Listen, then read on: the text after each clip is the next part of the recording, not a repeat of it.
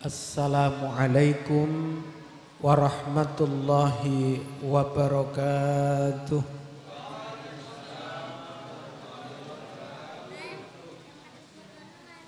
Mudah-mudahan saya yang salah dengar. Yang jawab salam yang sebelah sini. Yang sebelah sana belum kedengaran.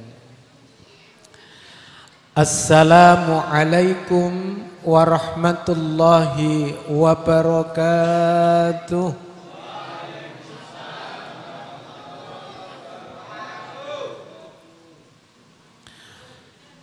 Bismillahirrahmanirrahim. Alhamdulillah alladzi asra bi'abdihi laylan minal masjidil haram minal masjidil harami ilal masjidil aqsa alladzi barakna hawlahu linuriyahu min ayatina innahu huwas sami'ul basir. Ashhadu an la ilaha illallahul malikul haqqul mubin wa ashhadu anna muhammadan abduhu wa rasuluh as-sadiqul wa'dil amin. Allahumma salli wa sallim ala sayyidina Muhammad wa ala alihi wa ashabihi wa man tabi'ahu ila yaumiddin. Amma ba'd, hadaratal muhtaramin, para alim ulama, para kiai, para ustadz, ibu nyai, para ustadzah, wabil khusus yang saya hormati Ketua Takmir Musholla Al-Huda Taman Sari Majapahit, sedulur saya Yai Ahmad Bukhari beserta jajaran pengurus takmir, yang saya hormati juga grup Rebana Al-Badar, Bapak Ibu hadirin wal hadirat yang saya hormati, adik-adik remaja Musholla Al-Huda yang saya cintai dan saya banggakan. Syukur alhamdulillah, pada malam hari ini kita bersama-sama dapat hadir di majelis yang mulia, majelis yang insya Allah dipenuhi barokahnya Allah, majelis yang insya Allah syarat dengan manfaat. Karena pada malam hari ini kita memperingati Isra wal Mi'raj Nabi besar Muhammad sallallahu alaihi wasallam tahun 1444 Hijriah, dengan tema tingkatkan ukhuwah Islamiyah dengan sholat berjamaah. Hadirin wal hadirat rahimakumullah, Isra Mi'rajnya Nabi itu tidak terjadi begitu saja, tapi ada hal-hal yang melatar belakangi terjadinya Isra Mi'raj Nabi Agung Muhammad sallallahu alaihi wasallam. Karena kalau cerita sejarah Bapak Ibu, anak-anak, cucu-cucu Bapak Ibu saja hafal. Tapi bagaimana kita sedikit mengungkap sejarah yang terkait dengan mengapa Allah Subhanahu wa taala mengisra dan memi'rajkan Nabi kita sallallahu alaihi wasallam.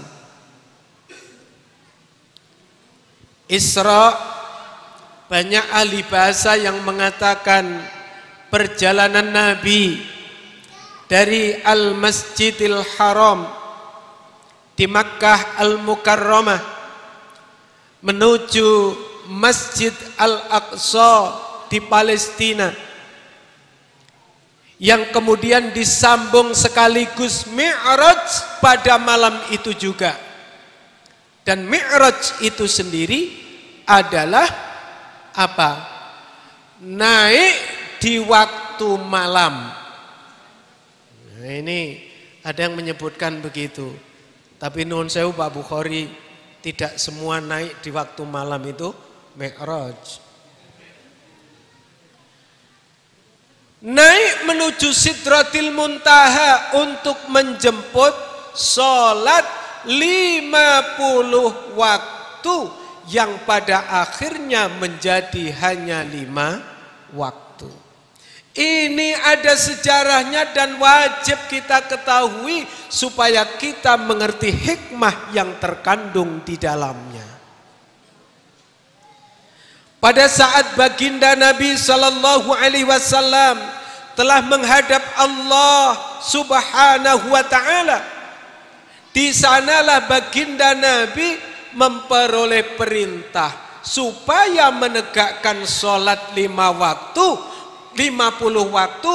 Begitu turun ketemu Nabiullah Musa alaihi salam, lalu Nabi Musa alaihi salam menyampaikan, wahai Muhammad, umatku yang gagah-gagah, yang kuat-kuat saja tidak mampu melaksanakan 50 waktu sholat, apalagi umatmu. Kembalilah kepada Allah, minta pengurangan. Maka baginda Nabi sallallahu alaihi wasallam kembali ke hadirat Allah Subhanahu wa taala, lalu minta pengurangan.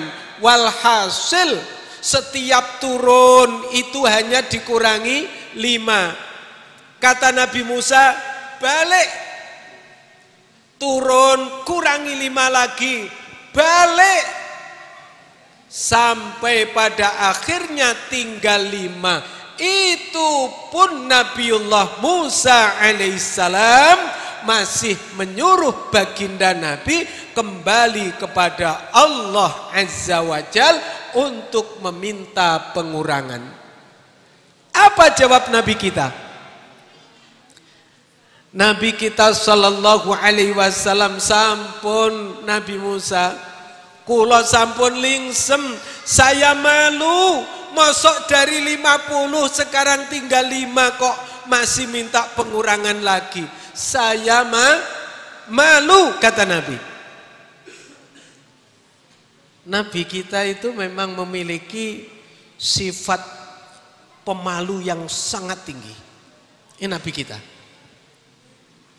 Maka di dalam kitab Al-Barzanji, barangkali Bapak Ibu suka Al-Barzanji, suka baca sholawat malam Jumat atau malam Senin, di sana ada sebuah tulisan bahwa Nabi itu disebut sebagai syadidal haya'i wat tawadhu'.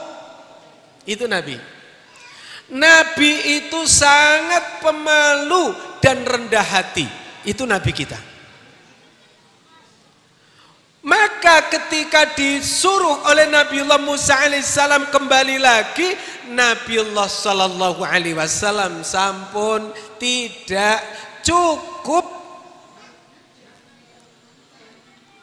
Baginda Nabi bersabda di dalam hadisnya mengatakan, barang siapa menjaga sholat 5 waktu di dalam menegakkannya, maka dia diibrahkan telah meraih pahala ganjaran sebagaimana orang yang menegakkan sholat 50 waktu. Tidak hanya Nabi kita, Allah sendiri itu sampai campur tangan urusan sholat. Bagaimana tidak? Allah Subhanahu wa ta'ala berfirman, Bismillahirrahmanirrahim. Hafizu ala salawati was salatil wusta wa qumu lillahi qanitin. Hafidhu ala sholawati, jagalah solat, jagalah solat secara umum yang 5 waktu itu dijaga. Tetapi Allah memberikan catatan di belakang, wassolatil wusta, dan khusus solat wusta jagalah baik-baik. Apa itu sholat wusta? Sebagian mufassirin yang masyhur pendapatnya mengatakan sholat wusta itu sholat asar. Maka di dalam beberapa riwayat hadis Nabi mengatakan, siapa yang meninggalkan sholat asar, siapa yang kehilangan sholat asar, maka dia ibaratnya telah kehilangan seluruh amal baiknya. Itu sholat wusta, sholat asar. Nah itu. Sampai para kiai kita, kiai-kiai sepuh kita zaman dulu mengatakan, menukil di dalam sebuah hadis yang diterangkan dengan gamblang kepada kita menurut bahasa para kiai kita supaya kita faham. Apa kata Nabi? Waktu asar itu adalah waktu di mana malaikat kiraman katibin, malaikat yang mulia-mulia di sisi Allah yang tugasnya mencatat amal kita. Maka kalau sholat asar kok terlambat, sholat asar terlambat, hati-hati. Para ulama mengatakan, pada waktu itulah terjadi pergantian shift. Waktu malaikat siang sudah menutup buku catatan, sementara malaikat penjaga malam belum menorehkan pena. Maka kalau sholat asar kok terlambat gara-gara hanya karena ngerumpi, gara-gara karena mainan bersahabat dengan setan gepeng, hilang amal-amal kebaikan kita. Hati-hati. Makanya Bapak Ibu, sampai para ulama mengatakan hati-hati dengan sholat asarmu. Apalagi manusia-manusia modern, itu alasannya banyak banget. Sholat asar itu ternyata sholat paling sulit katanya. Ketika di kantor sudah asar loh, yuk sholat asar dulu, nanti bentar lagi, dikit lagi saya tutup laptop saya. Ternyata belum usai juga, akhirnya ditutup tapi tidak sholat di kantor, nanti sholat di rumah saja. Begitu sampai di rumah katanya apa? Nanti saya tak mandi dulu karena seharian di kantor kumel. Mandi dulu.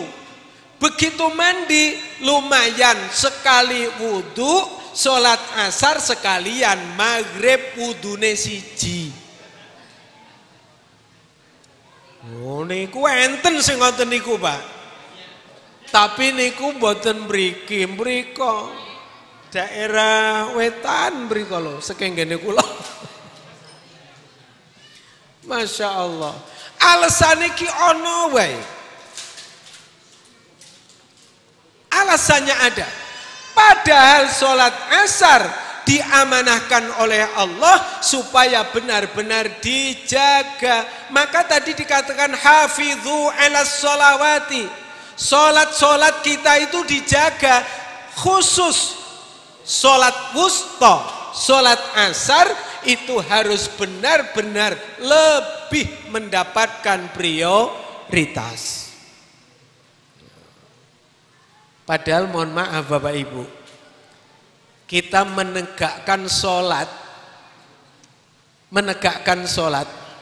waktu sholat itu ternyata ada waktu afdol, ada waktu ibahah, ada waktu karohah, dan ada waktu tahrim. Saya umpamakan yang gampang saja kembali ke sholat asar. Kalau panjenengan begitu azan di musola Al-Huda, sudah azan, lalu Bapak Ibu segera bergegas mengambil air wudhu. Begitu sampai di musola masih sempat melakukan sholat sunnah, dan kemudian begitu qomat masih menangi takbiratul ikhramnya imam, berarti sholat panjenengan semua tergolong sholat dalam kurun waktu afdol, waktu utama. Setelah berikutnya, kok umpama asar itu jam 3, umpama jam 3 sore, itu kira-kira jam setengah 4, jam 4 itu waktu-waktu ibahah, waktu-waktu yang biasa, ibahah, waktu yang diperbolehkan. Tetapi ketika sholat asar kok matahari sudah condong ke barat, warnanya sudah kemerah-merahan, sudah rendah, kok baru sholat asar? Jangan-jangan Bapak Ibu sudah masuk waktu karohah, waktunya sudah makruh. Kok matahari sudah tenggelam, walaupun musola Al-Huda belum kumandang azan, tapi sudah tenggelam. Itu berarti sudah ghurubus syams, matahari tenggelam. Tapi memang di dalam kaidah usuliyah, matahari itu kalau amblesnya itu belum ambles-bles, itu belum dihitung maghrib. Untungnya begitu. Kuwi nek durung ambles tenan, durung dihitung. Tapi beda nek matahari terbit, walaupun baru muncul dikit saja, sudah haram, sudah tidak boleh sholat. Loh Pak, berarti masih boleh sholat dong Pak? Boleh bagi orang yang dalam kondisi darurat. Mosok bedino darurat? Matahari tenggelam, walaupun kumandang azan di masjid manapun belum kita dengarkan, tetapi matahari tenggelam itulah pertanda waktu sholat asar sudah golongan tahrim. Itu waktu sudah masuk waktu haram. Maka hafidhu ala sholawati was sholatil wusta. Bapak Ibu hadirin wal hadirat, adik-adik yang saya sayangi, ketika Nabi Shallallahu Alaihi Wasallam dipanggil oleh Allah untuk Isra dan Mi'raj sekaligus, Ini bukan tanpa sebab. Ada yang melatar belakangi peristiwa Isra wal Mi'raj itu ada. Di dalam tarikh itu banyak sebabnya. Tetapi saya hanya ambil 3 saja. Saya ambil 3. Yang pertama adalah terjadinya embargo besar-besaran kepada Bani Hashim, yaitu suku di mana Kanjeng Nabi itu dilahirkan, keluarga besarnya itu dari suku Hashim. Suku yang ada di Arab sana dari suku Hashim, suku yang terhormat, suku yang mulia, diembargo oleh orang-orang Quraisy. Apa isi embargo itu? Pertama jelas, namanya saja embargo. Larangan untuk menjual ataupun membeli daerah yang diembargo. Tidak boleh menjual makanan. Tidak boleh berbicara. Tidak boleh ada kejadian pernikahan.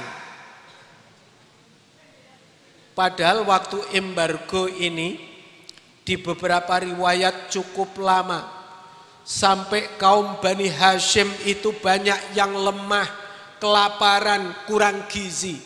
Masya Allah, berat bagi Nabi dan keluarga Nabi. Bani Hashim.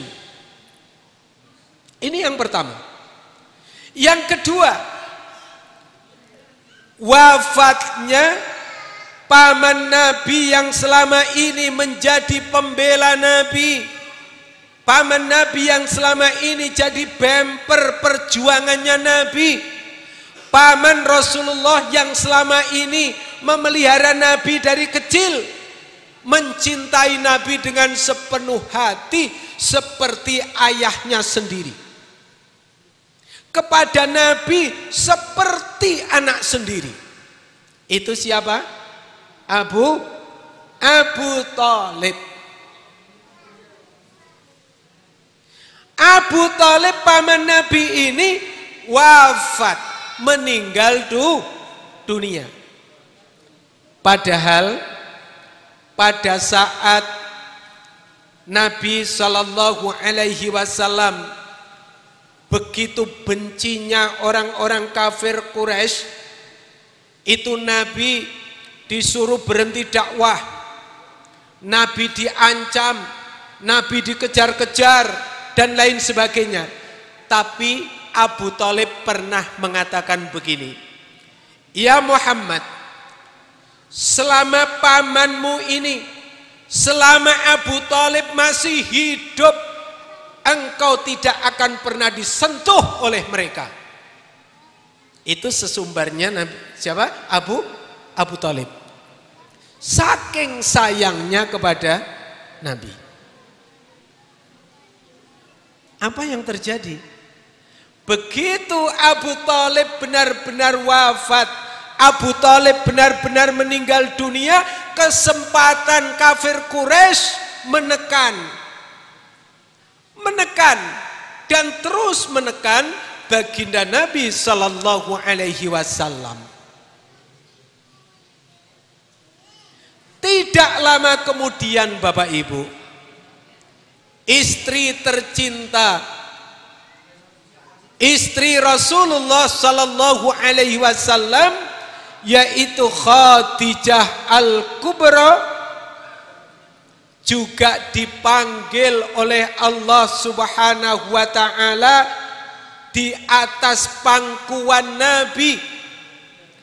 Kalau Abu Thalib itu tadi meninggal dunia di bulan Rajab, sedangkan Khadijah Al-Kubra menurut sejarah wafat di bulan suci Ramadan. Siapa yang meninggal di bulan Ramadan? Istri Rasulullah bernama Khadijah Al-Kubra. Khadijah ini bukan sembarang istri. Menurut sejarah, mohon maaf, ada yang mengatakan Nabi usia 25, Khadijah 40 tahun. Beliau berdua menikah. Ada sejarah lain yang mengatakan Nabi SAW usia 35, Khadijah usia 40. Dan ada lagi yang mengatakan Nabi 30 tahun sedangkan Khadijah usia 30 tahun, baginda Nabi usia 25 tahun. Wallahu a'lam. Yang jelas yang paling tenar kita terima pelajaran-pelajaran sejak dulu sampai sekarang, Khadijah usia 40 sedangkan Nabi usia 25 tahun. Tapi memang sejarah mengatakan ketika baginda Nabi SAW memangku istrinya dalam keadaan nazak syakaratul maut, dipanggil oleh Allah Subhanahu wa taala, yaitu Khadijah Al-Kubra berusia 65 tahun. Usia 65 tahun. Dan Nabi waktu itu usianya 50 tahun. Ini jadi sejarah ini memang masing-masing ulama memberikan catatan-catatan sejarah. Wallahu a'lam. Paling tidak kapanpun, usia berapapun, cinta kita kepada Nabi Sallallahu Alaihi Wasallam tidak akan pernah berubah. Allahumma shalli ala Muhammad. Itu. Ibu-ibu rahimakumullah. Abu Thalib meninggal. Khadijah Al-Kubra istri beliau wafat. Itu kedua-duanya wafat di tahun ke-10 kenabian. Sama tahunnya. Di tahun ke-10 kenabian. Maka pada tahun itulah disebut di dalam sejarah Islam dengan Amul Huzni, yaitu tahun duka, tahun kesedihan. Maka oleh karena itu, Bapak Ibu hadirin wal hadirat yang dimuliakan oleh Allah, Allah memanggil Nabi Sallallahu Alaihi Wasallam pada saat beliau berduka, pada saat beliau sedih. Itu harapannya supaya ketika Rasulullah di-mi'rajkan ketemu Allah, maka Nabi hilang dukanya, hilang kesedihannya. Ini saya kira yang patut kita ambil hikmah dari peringatan Isra Mi'raj. Apa? Pada saat Nabi sedih, Nabi Mi'raj ketemu Allah. Pada saat Nabi duka, Nabi Mi'raj ketemu Allah. Begitu selesai Isra wal Mi'raj, baginda Nabi Sallallahu Alaihi Wasallam kembali hidup normal, ceria, dan kemudian melanjutkan risalah beliau. Bapak Ibu, jika Kanjeng Nabi dalam saat duka, pada saat sedih itu Mi'raj ketemu dengan Allah. Kalau kita sebagai umatnya pada saat sedih, masalah sedang muncul, problematika sedang datang, lalu kita melakukan apa? Apa yang kita lakukan ketika Nabi sedih, duka, Mi'raj? Kalau kita umat Nabi, ketika duka, ketika sedih, ketika menderita, ketika banyak problem, ketika banyak masalah, Apa yang kita lakukan? Sama Bapak Ibu, yaitu kita mi'raj seperti Nabi, yakni sebagaimana hadis beliau yang mengatakan as-salatu mi'rajul mu'min. Salat itu mi'rajnya bagi kita orang-orang yang beriman.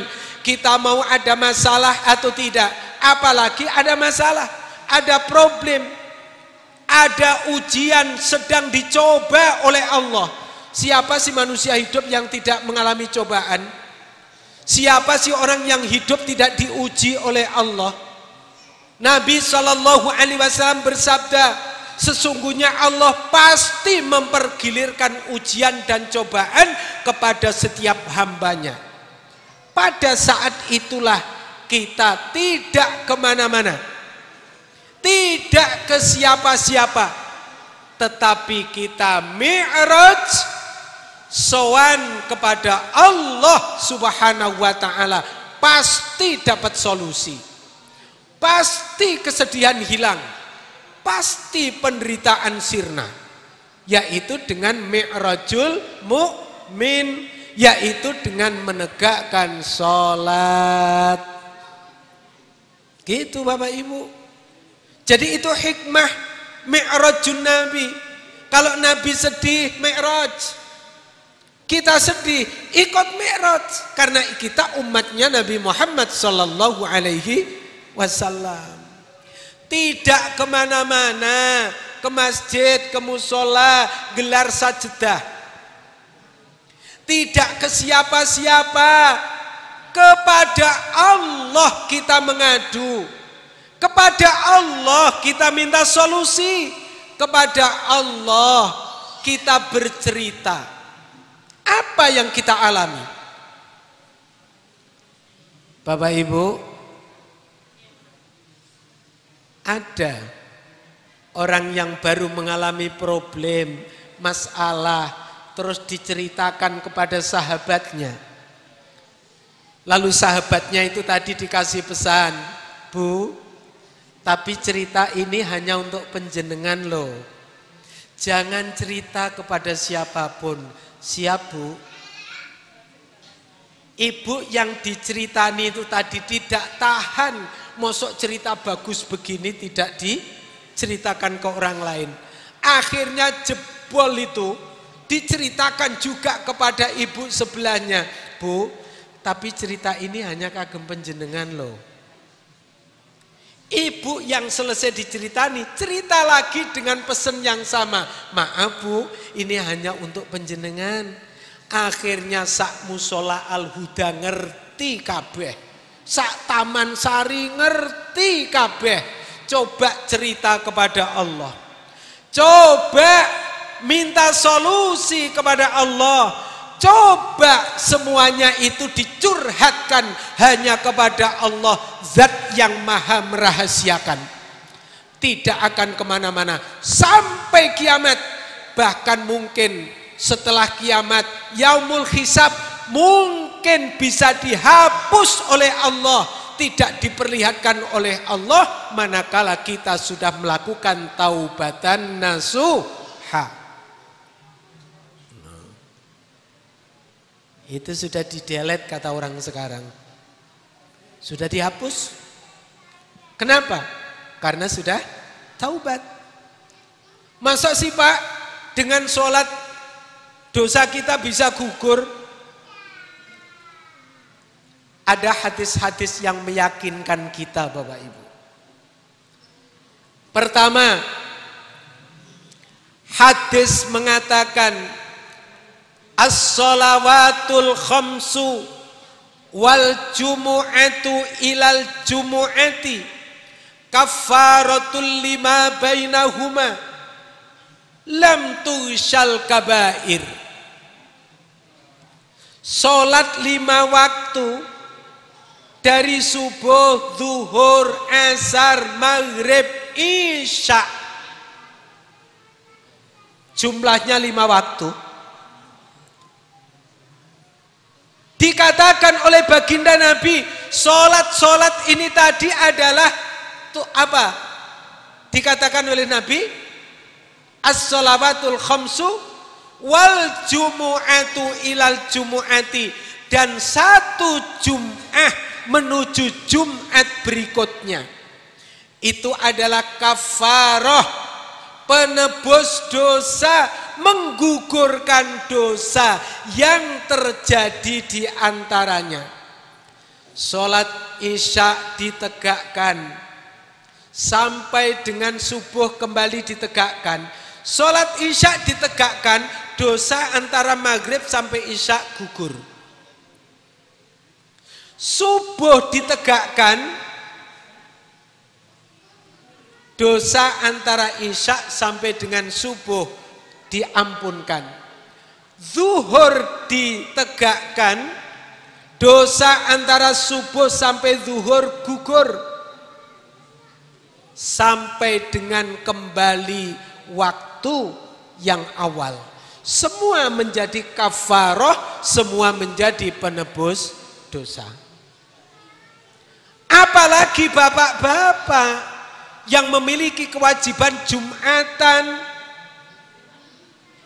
satu Jum'ah menuju Jum'ah berikutnya itu adalah kafarah, penggugur dosa yang terjadi di antara Jumat-Jumat yang ada. Maka bapak-bapak maupun calon-calon bapak, ini yang di hadapan saya yang seragamnya kuning-kuning kan baru calon. Ya. Nggak tahu yang pakai kupluk hijau ini.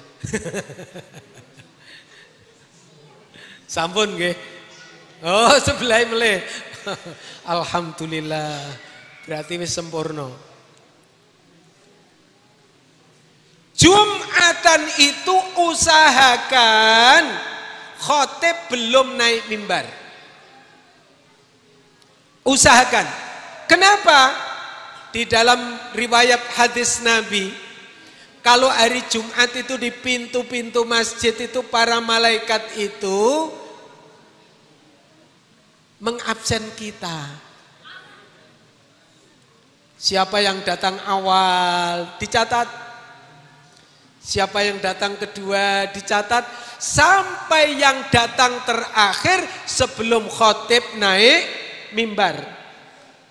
Kenapa khotib naik mimbar jadi batasan?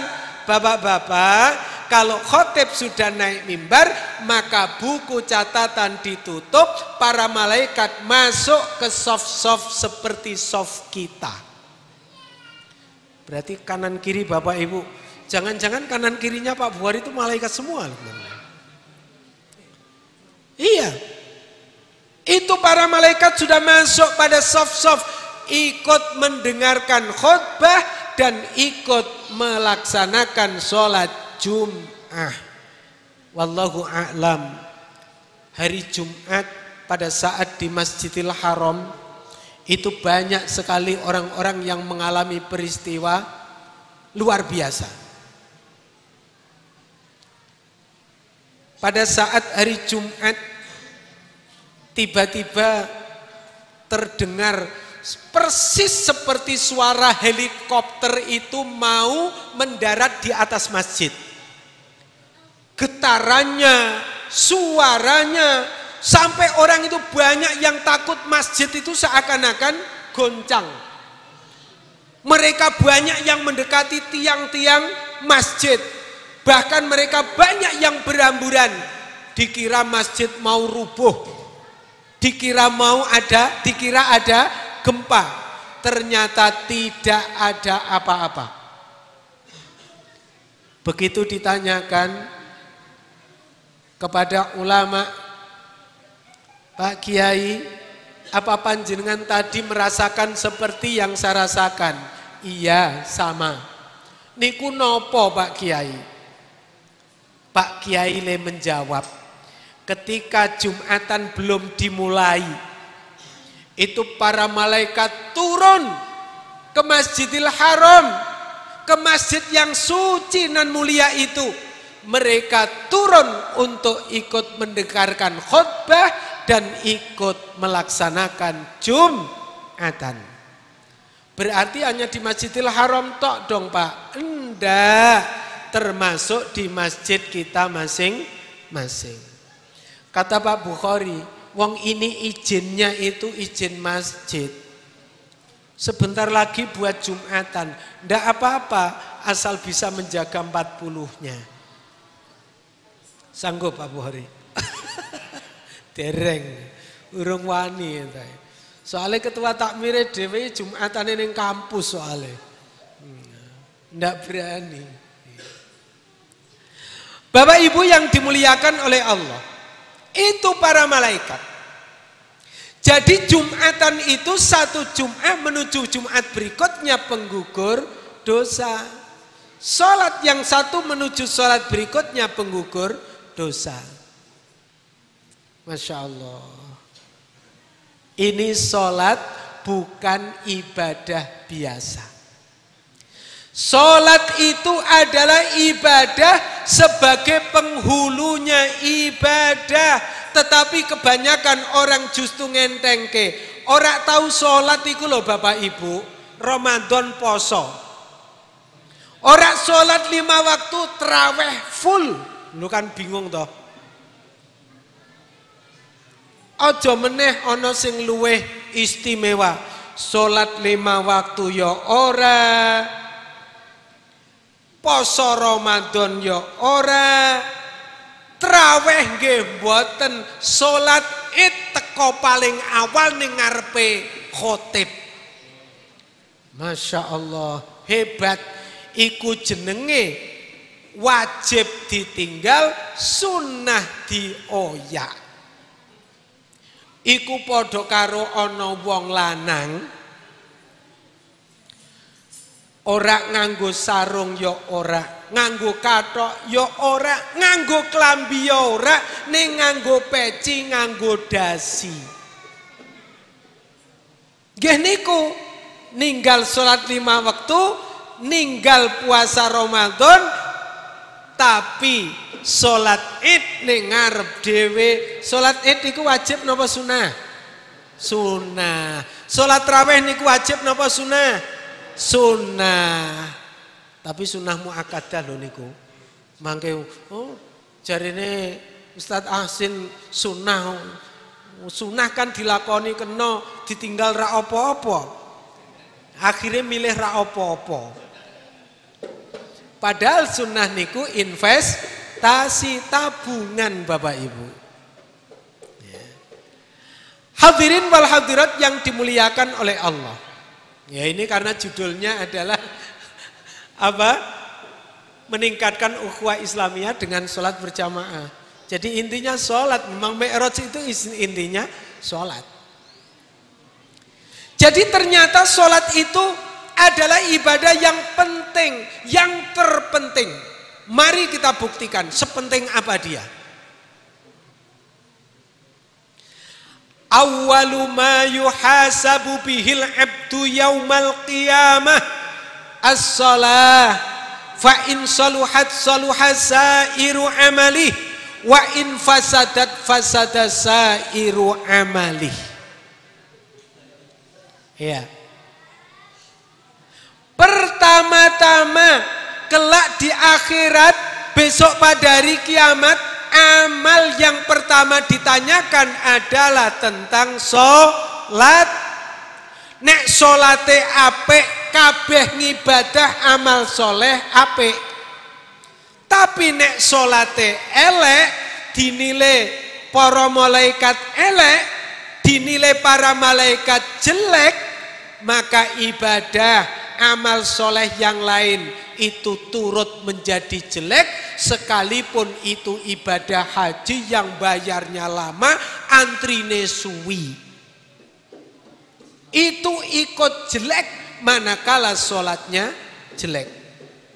Tapi insya Allah kalau sholatnya baik, haji ikut baik, siam ikut baik, puasa ikut baik, puasa sunnah, sholat sunnah, sedekah, zakat, dan lain sebagainya. Menjadi ikut baik manakala sholatnya baik. Artinya apa? Ketika sholat betul-betul dijaga, ketika sholat betul-betul ditegakkan, maka sholat ini menjadi imam. Sholat ini menjadi penghulu. Saya kalau menerangkan itu, saya bikin gampang Pak Bukhari. Gampangnya gimana? Sholat itu ibaratnya seperti, sholat dan ibadah yang lain itu ibaratnya seperti kereta api. Sholat itu lokomotif. Ayo, siapa yang pernah naik kereta api dengan gerbong termahal, yang di dalamnya ada tempat tidurnya, di dalamnya ada telepon untuk memanggil petugas, bakso dong, bakso datang.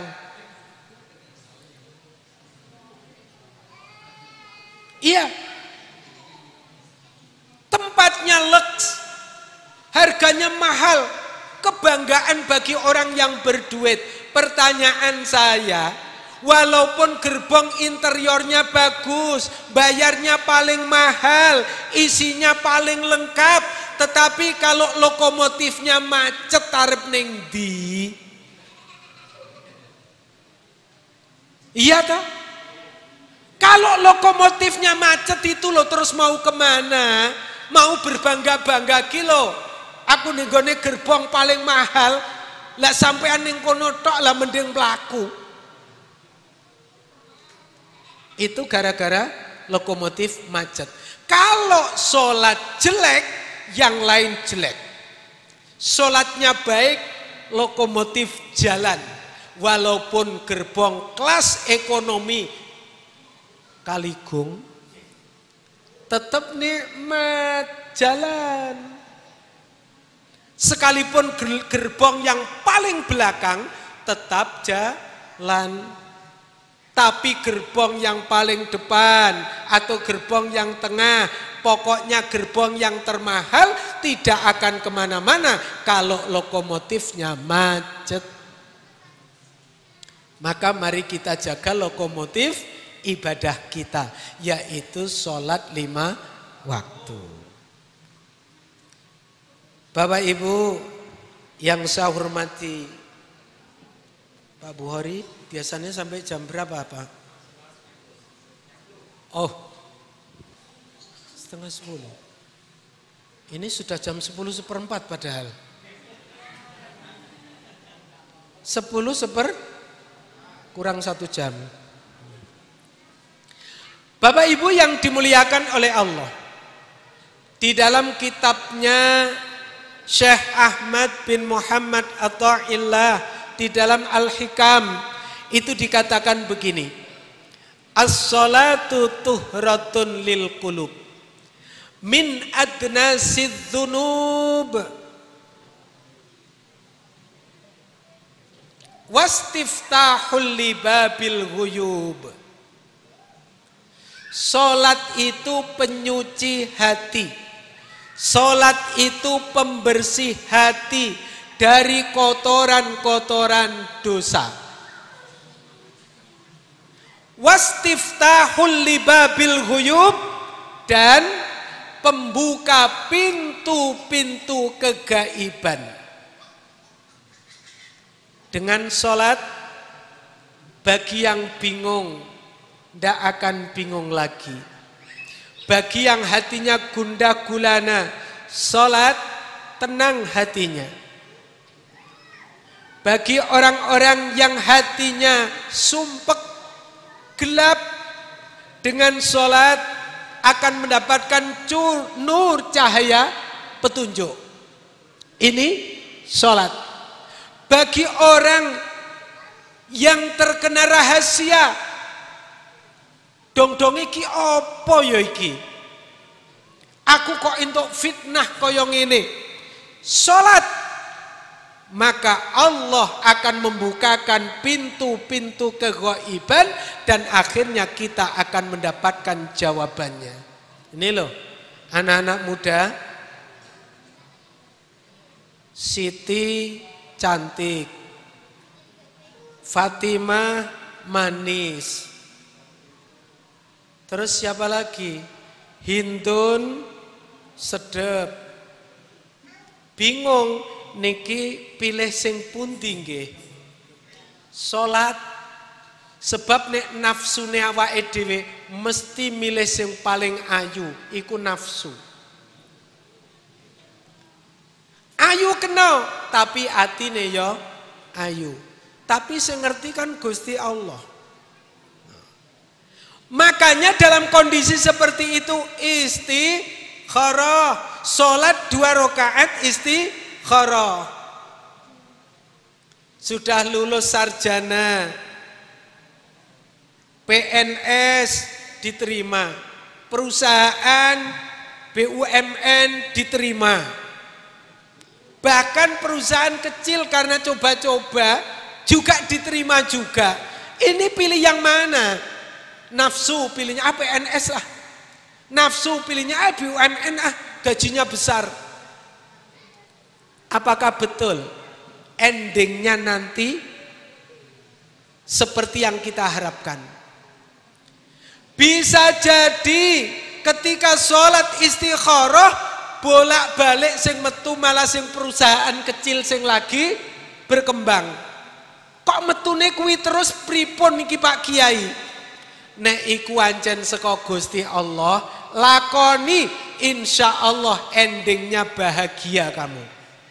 Begitu nurut Pak Kiai, mergo hasil istikharah ternyata perusahaan BUMN mengalami sesuatu masalah pengurangan karyawan dan lain sebagainya.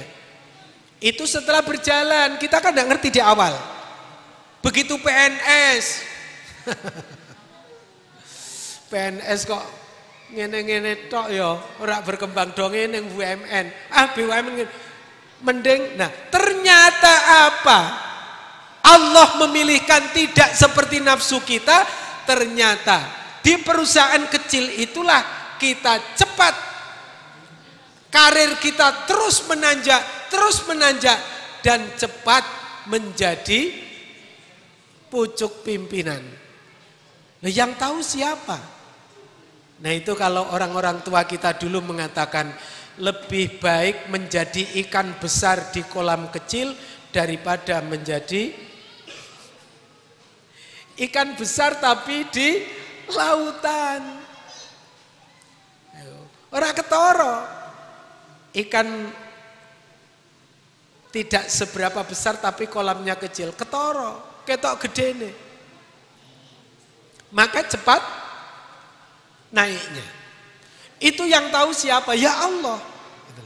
Maka dengan sholat wastiftahul libabil ghuyub.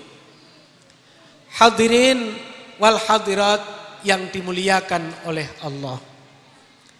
Jadi pada intinya Kanjeng Nabi Mi'raj itu karena Allah hendak menghibur siapa? Kekasihnya.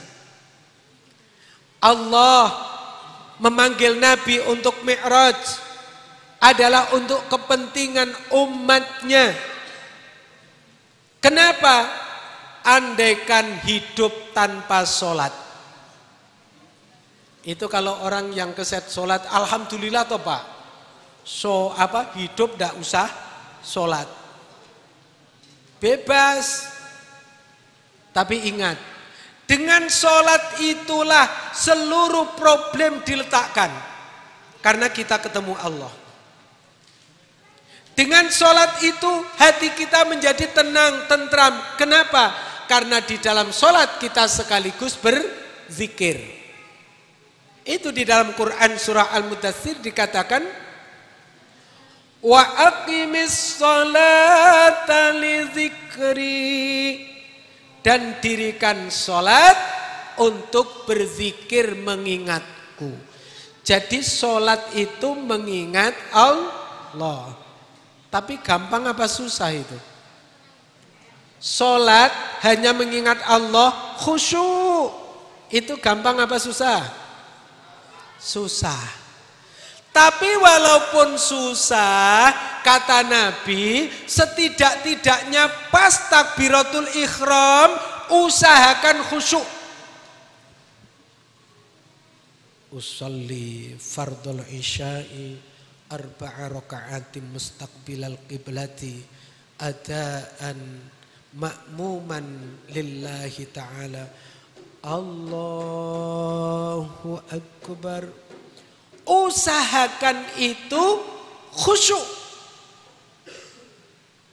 Sebab apa kata Nabi? Selepas takbiratul ihram itu sudah macam-macam. Kata Nabi begitu Allahu akbar berakhir dengan kalimat takbir. Yang diucapkan ya lillahi ta'ala. Tetapi tiba-tiba ingat pekerjaan kantor. Ibu-ibu ingat jemuran belum diambil. Padahal di genteng sudah ada kritik. Gimana itu? Allahu akbar. Masya Allah kompornya masih hidup. Itulah pinternya setan. Setan itu paling seneng menggoda orang pada saat sholat. Ngono ki ana sing takon. Pak Yai, apa setan iku wani to nyedaki wong sholat? Aja meneh sholat ning omah. Sholat ning jero masjid iku lho diincer setan. Aja meneh ning omah. Sholat jamaah niku lho setan masuk ke soft-soft yang lobang. Jangankan sholat sendiri. Di dalam kitab Sulamut Taufik itu syarahnya kitab Sulam Taufik itu mengatakan setan penggoda orang sholat itu persis seperti anak kambing kata Nabi. Setiap ada yang lubang dia masuki, terus goda kanan, goda kiri, tidak khusyuk. Nanti dilihat lagi ada soft yang lubang lagi dia masuk ke sana. Jadi anak kambing, tahu kan anak kambing? Dia meloncat ke sana kemari. Itulah setan spesialis penggoda sholat. Siapa bilang wong jamaah wae digoda, ojo meneh sholat dhewean. Maka termasuk orang sholat jamaah itu kok teko terakhir dilalawis entek. Full kono full kene ngarepe ditemek. Dijak mundur.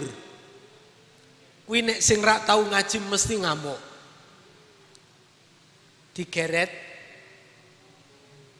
Itu yang ndak pernah ngaji, itu mesti marah. Padahal itu betul, supaya ditemani. Kenapa kata Nabi? Kambing yang diterkam serigala itu adalah kambing yang terpisah dari rombongannya. Orang jamaah yang di dalam jamaahnya itu jadi apa itu? Jadi objek godaan setan itu adalah jamaah yang menyendiri di belakang. Maka itu tadi ditarik. Usahakan kalau jamaah itu softnya lurus dan juga rapet. Kata Nabi, rapetnya barisan sholat itu adalah pundak dengan pundak, tumit dengan tumit. Jadi tumit kita itu selebar pundak kita. Jadi santai, tidak kayak pramuka. Juga tidak lihat, ini saya beneran cerita dalam hadis Nabi.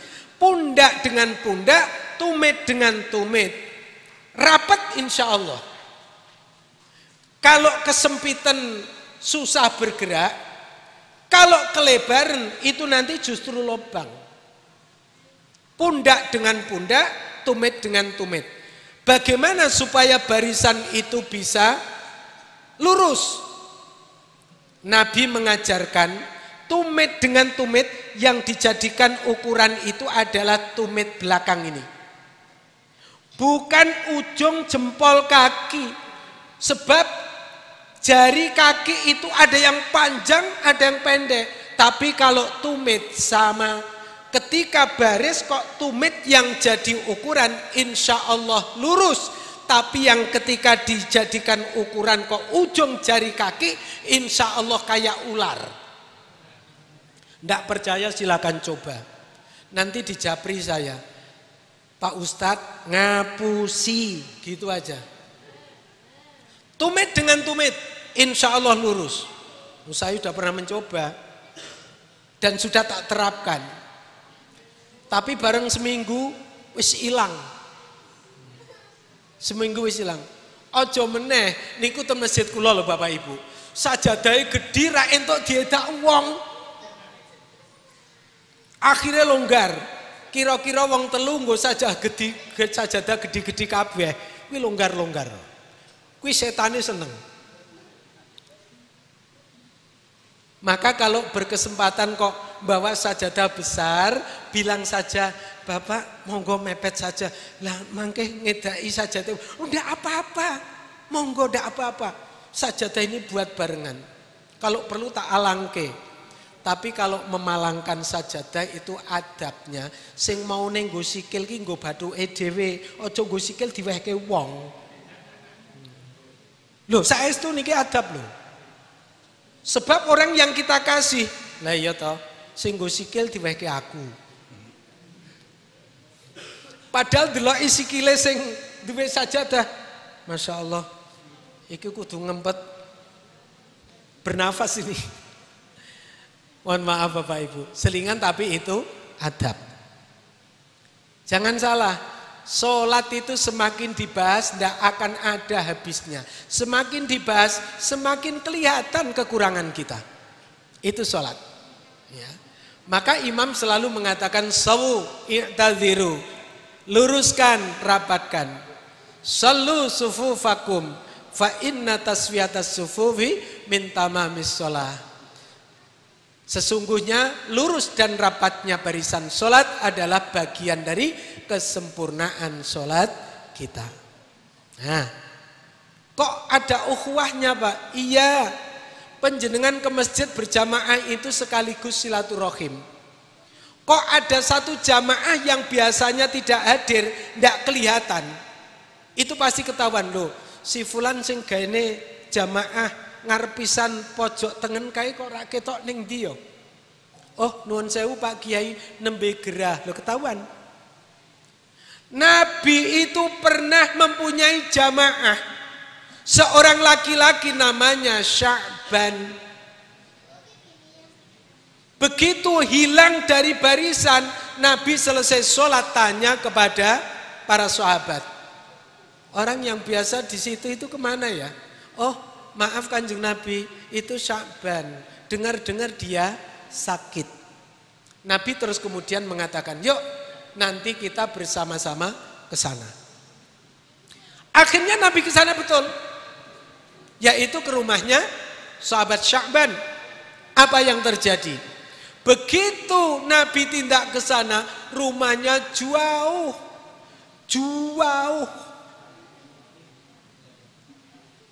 Itu sekitar barangkali 4 sampai 5 kilometer itu. Tapi sholat subuh tidak pernah terlambat. Ternyata begitu Kanjeng Nabi sampai di sana dengan para sahabat beliau, ternyata hanya ketemu istrinya.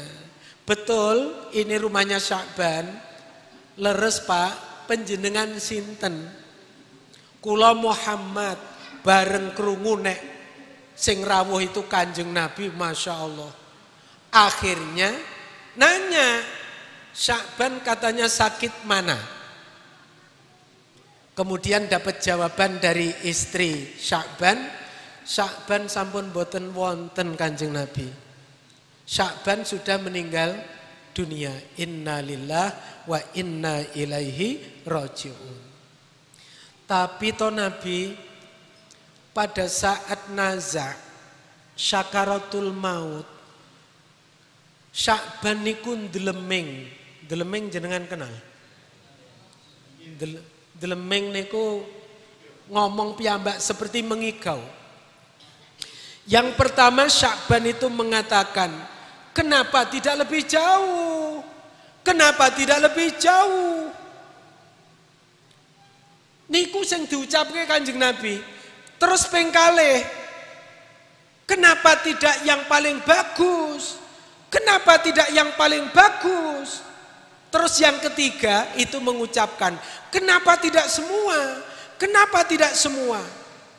Ternyata Sya'ban itu saking jauhnya rumahnya, itu tengah malam sudah berangkat sholat subuh ke masjid. Begitu jauhnya, meninggal dunia diperlihatkan oleh Allah ganjarannya.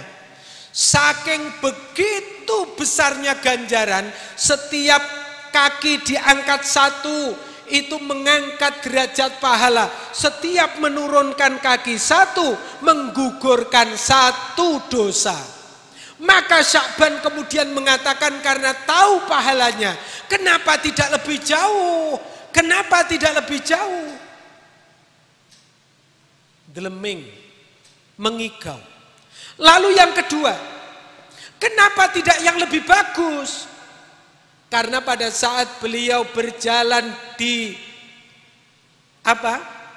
kondisi cuaca yang sangat dingin, itu menemukan ada orang di pinggir jalan kedinginan. Akhirnya pakaian luarnya itu, karena Sya'ban ini memakai pakaian berlapis-lapis supaya udara dingin tidak tembus. Karena kasihan, akhirnya satu pakaian dikasihkan.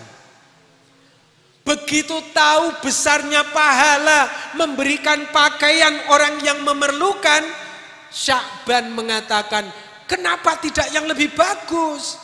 Karena yang lebih bagus itu yang lebih di dalam. Yang ketiga, kenapa tidak semua?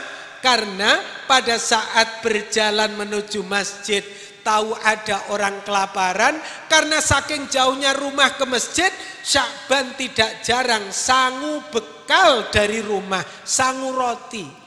Akhirnya roti dibagi, separuh dikasihkan orang yang kelaparan, separuh dimakan Sya'ban sendiri. Sya'ban pada saat tahu besarnya pahala sodakoh kepada orang yang sangat membutuhkan, kenapa tidak semua? Kenapa tidak semua? Itu yang dikatakan Sya'ban, sahabat Nabi yang biasa sholat berjamaah.